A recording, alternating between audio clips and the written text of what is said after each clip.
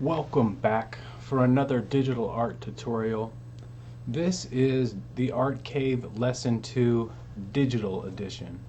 So we're doing this for Defiant Creative. You can get all of the links and details at defiantcreative.com.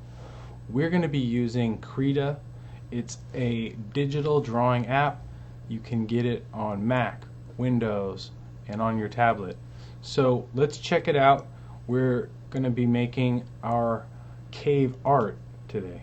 So we can start with a blank canvas. And if you're working with traditional materials, you're going to want a piece of black paper and either white chalk pencil or white colored pencil. White colored pencils can get a little waxy sometimes and won't work very well with ink wash on top of it. So, because in this assignment what we're going to be doing is creating a cave wall, and then we're going to decorate it with our own cave art. Then we apply a second coat of shadow to make that cave art look like it's actually painted on the wall. So in that process, mixing the mediums can be a little tricky. So the cool thing about working in the digital environment is we can work backwards. I don't have to worry about putting down white and then having to come in and put the shadows. If you're working on paper, you're going to have to get it right the first time.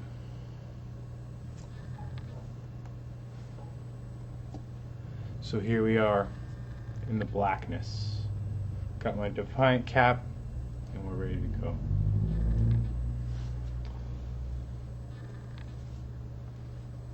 So I started lesson 1 by having us just play with some shapes and form and thinking about being in a cave that's completely black and there's a little spot of light.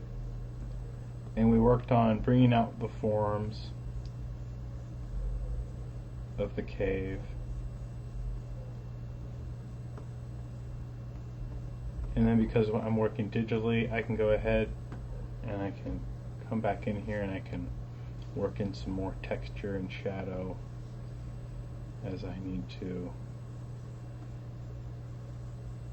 And so we created this really dark environment. Just a spot of light here and there. It actually looked a lot like that. Okay.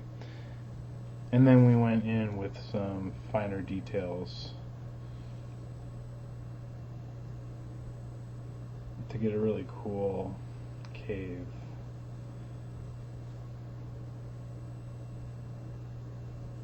And so what I'm going to do is I'm going to shine a little bit more light on this scene so that I have more of a canvas to work with. And so you can do the same thing here.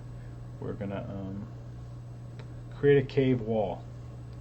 So the first thing we're doing is we're thinking about light coming in from a single direction. So I've got the shadows down here at the bottom, and I've got the light kind of filtering in.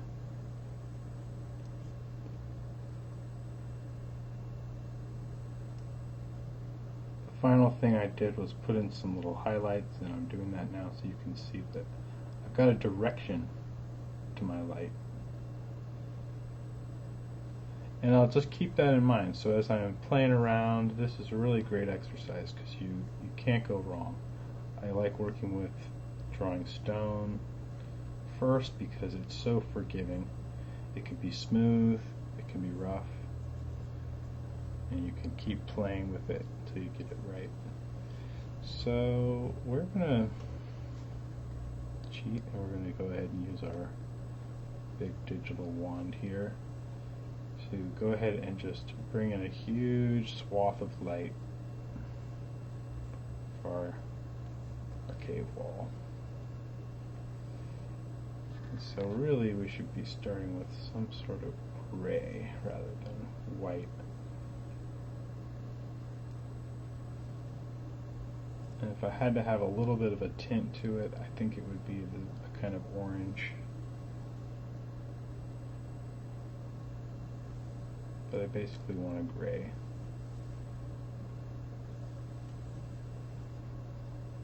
We're basically drawing in black and white here, so we'll just put that to gray. So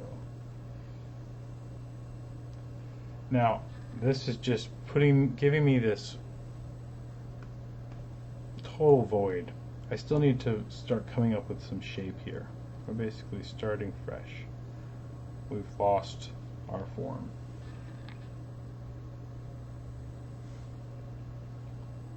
So typically this is what we would start with. We might have a white piece of paper and we could put in some charcoal or graphite and kind of just give ourselves a tone to work with.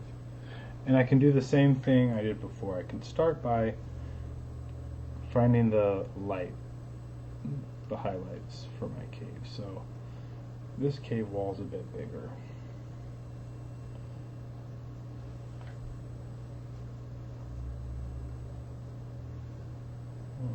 We're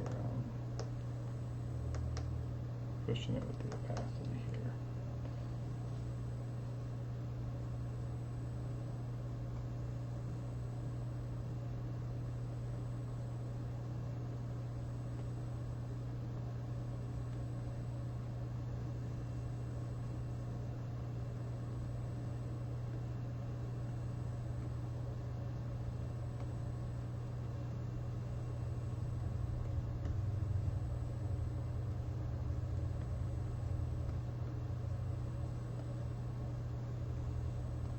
Okay, so I'm not giving myself much to work with here. I'm going to have to rein this back in because that just was so I could lighten it to the basic tone that I want. Now I actually have to come up with the shape, put some shape with some shadow.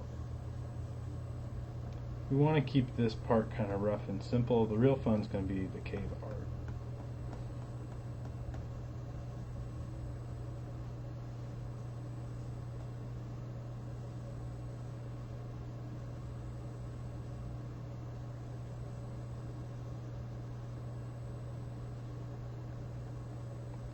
And I'm thinking I really want my cave art to stand out, so I'm going to pick a real nice neutral tone. I still don't quite know the shape of this cave, so I have to feel it out.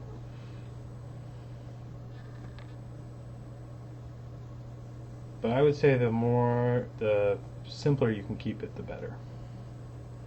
So I was eventually able to get a pretty good cave drawn on the last go around. So doing the same thing we were doing on the smaller scale.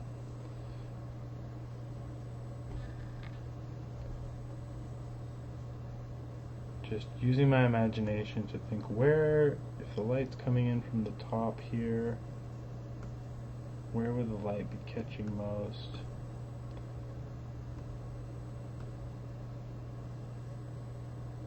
And we'll give a slight curve. I'm kind of feeling that got this kind of wrapping around feeling here. And we'll have some light filtering in like there's a hole in the top of the cave. So now I'm starting to feel a sense of depth and perspective.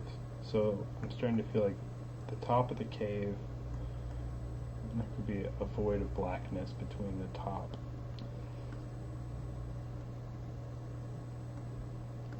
And whatever's. Oops. Go ahead.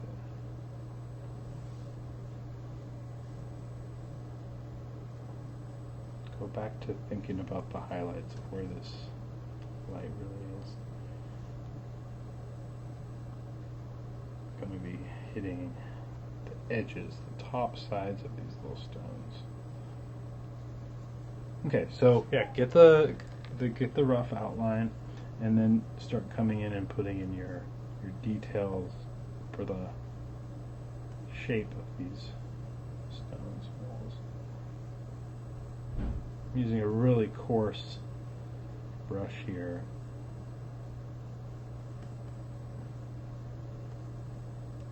Just to give it that more natural effect. feel like if you were doing this traditional materials,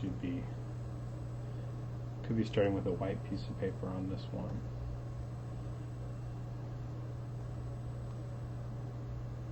Okay.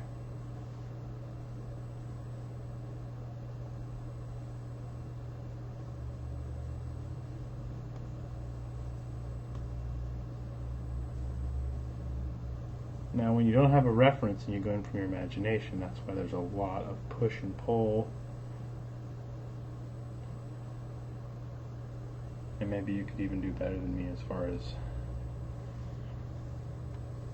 slowing. I'm going to be going over stuff that I've done because I just have to kind of see it wrong before I can get it right. And I'm really starting to feel out the form and the shape.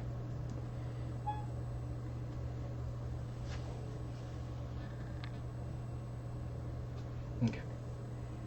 And the beauty of working in this is the extra forgiving thing about doing rocks in the cave is when in doubt you can shade it out. And so let's think about the depth. So if this is the wall back here, maybe there is some sort of shape in the foreground and we would be seeing that shadow. Oops. We'd be seeing this shadow and we wouldn't be able to see that light down there. Okay, so let's see what we've got here. We'll just kind of clean up the bottom a little bit and come back down to the bottom. Okay, so in order to make this fun, this is the cool part of the technique. We'll punch in some shadows in a kind of line art style, just 100% black.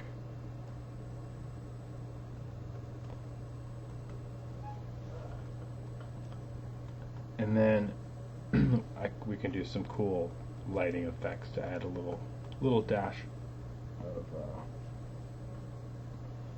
gradation. So first thing I want to do is lighten this up a little bit. Or sorry, darken this.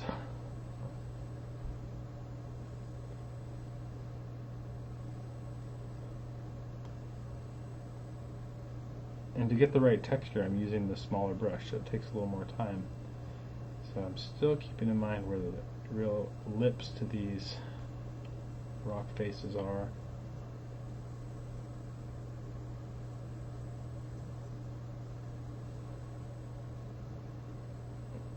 And so this is the fun part where you really can't go wrong. This is your cave wall that you're going to be painting. This could be a lot simpler. You could do this with just a couple dashes.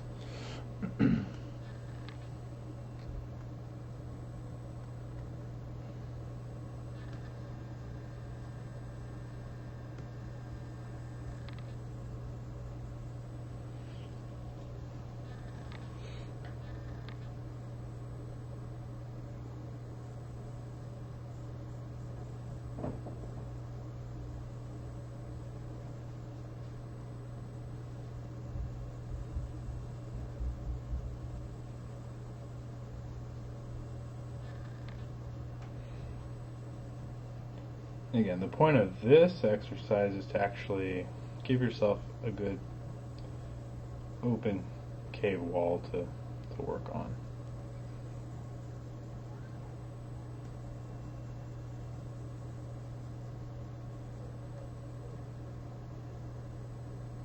And then another technique for creating textures to change the direction of your brush. This is a quick way to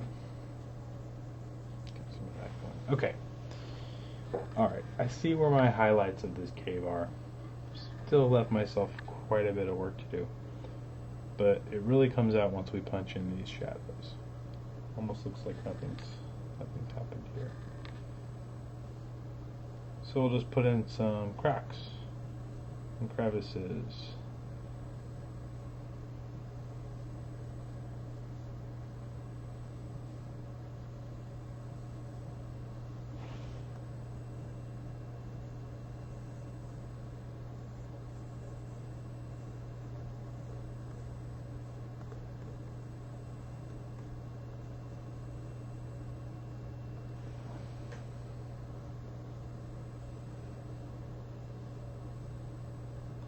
So I'm being light on the cracks where it's up in the light, and I'm being heavy in the dark. And so you can just imagine that when it gets to the underside or the edge of a shape,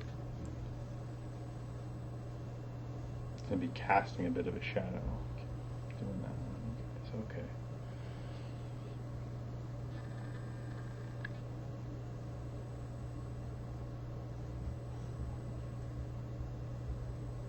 So I left myself a lot of rough texture that I could come in and I could be more precise with.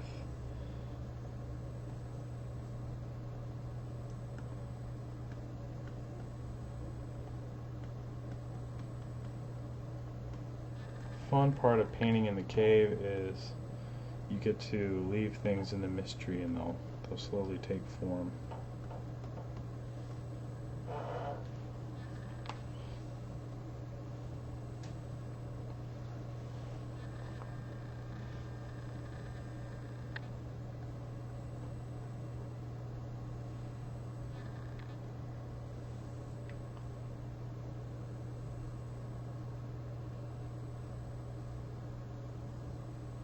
This is basically one face. So I'll put in some details, but I don't want to split it up. This will be like the main cave wall.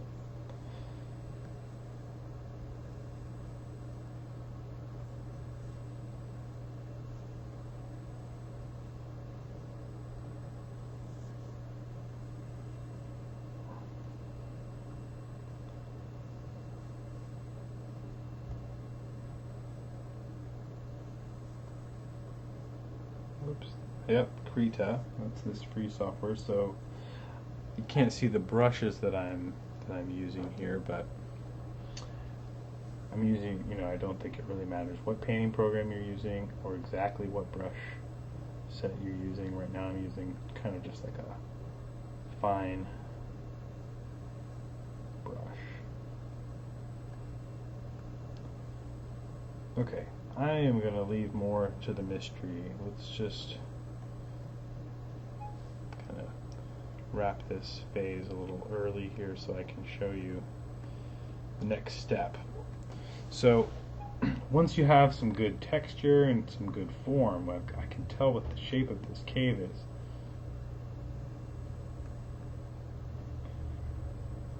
This is also, maybe a time where we come back in for some highlights and smoothing out. Now that I really see where these shapes are, I can make things recede into the shadow, and I'll keep that tip from last time, the first lesson, in mind. The first lesson was all about using a smooth transition in your gradient from light to dark when there's a smooth face, and when there's a hard edge I want there to be a quick hard gradation.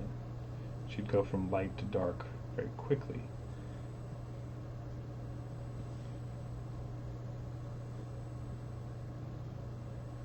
So it's important to know where you want the focus of the drawing to be and to put in the details where they're needed. So I don't have to put details everywhere, but there are certain places where I really want to pull the viewer in, so I'm going to put in more details in those places. Okay. And yeah, you don't need little points of interest everywhere.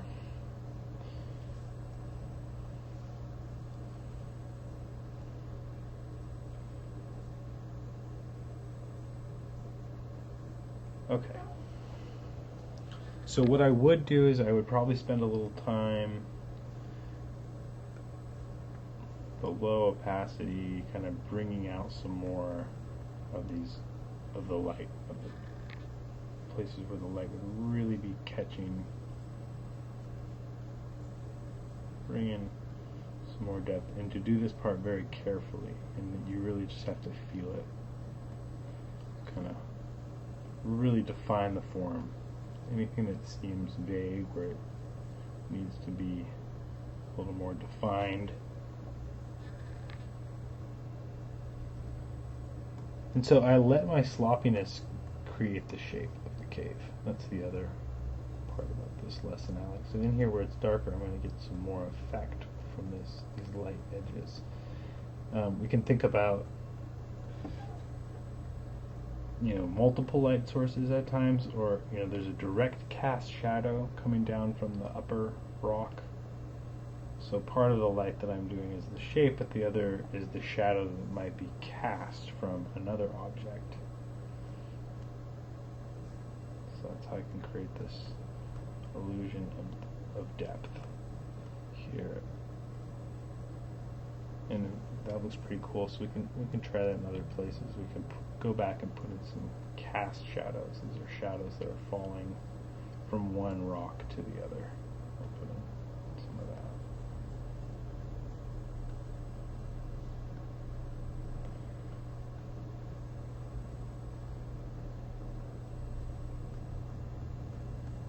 And remember, keep it soft, where it's a soft edge, and then have it hard where there's a real hard edge. Okay.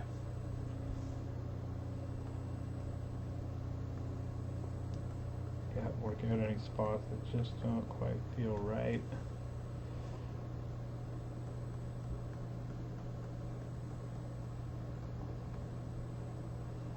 Okay.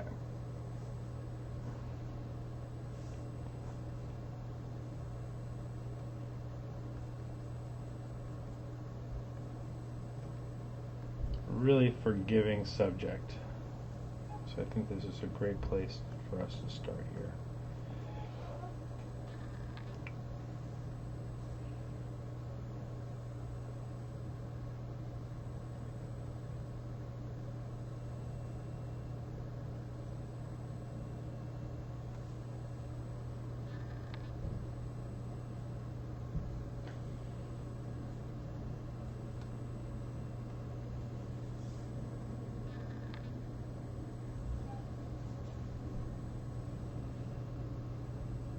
Like, this could be a real fun shadow to play with here.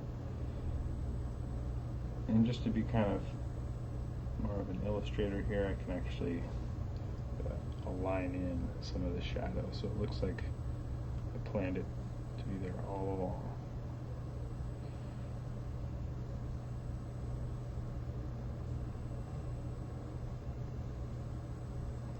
So there's a thing that I like to refer to as the shadow core, and that's kind of right when you go over the edge of the shadow is where you actually get the darkest part of the shadow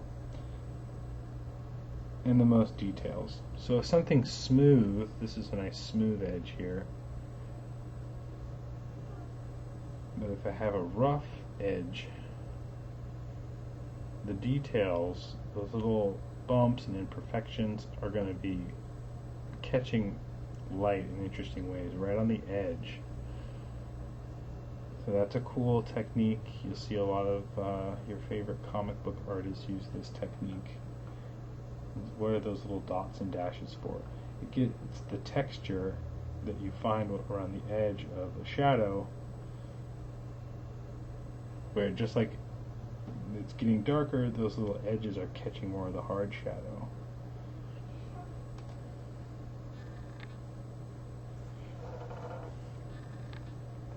So I think this might have came out too bright.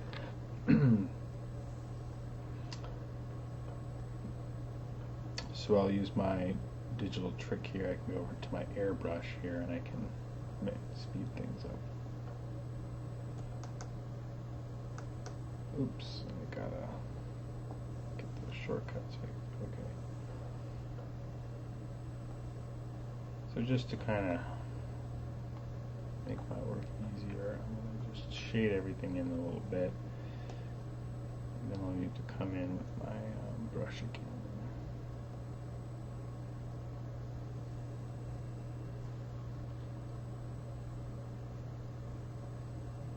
I like this effect that there's, like one source of light just creeping through the cave.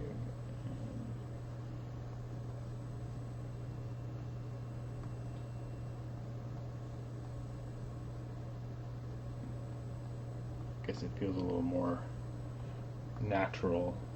Why, when you're in a cave, you really do have to think, okay, where is this light coming from? So just doing that, graying it all out, and then putting in these highlights just in one spot gives me that cool effect. So now I still have all of the other cool shading that I had going in here, right? You can smooth out some of these places too to make the whole shape kind of just flow better. Smooth out some of that stuff. Okay. Again, I'm playing with the idea that there's light coming in and the shadows being cast by the light, but there's also shadows being cast by these other stones. Okay, the lighter I keep this, the better my cave art will look. It's also fun to like, okay, let's just make a little patch of light that just happens to be bouncing in here. We don't even know where it's coming from, but somehow there's light hitting over here too. Okay. That gives us a cool little scene to work with.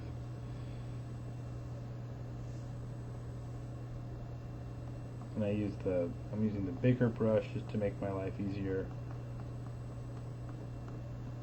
And then going back in with this shading, just to get the detail and the texture is why I'm doing that extra step. And so we've got light coming in, so overall, you know, we have places of value. So the value is the overall amount of light and dark. So I've got dark areas, I've got light areas, and you'll notice that your eye is drawn towards these lighter areas. Once we start working with color, we can find that there are other ways to kind of use contrast to create that depth. But right now we're able to just use shadow itself here to pull us in, and we're creating that sense of depth just with, you know, light and dark. It's just to say with atmospheric perspective, that can actually be the opposite, right? Things that are lighter on a misty day kind of disappear. So once again, a great place to start is this dark art cave. It's a little more straightforward, and yeah, we'll keep that in mind. The things that are lighter are kind of calling your attention, and the things that are darker are falling away. Closer to the viewer, lighter.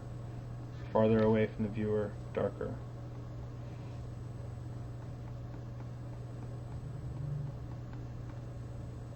So you can see that on like an edge like this. But then we also have the added light source. Okay. I could play with this for a while, folks. Let's go to the fun part.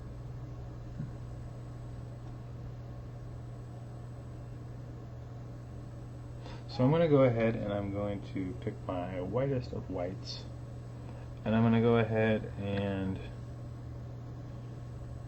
I could go ahead and set this tool to be a overlay layer, and then what I can do is, so you'll see it kind of keeps the same brightness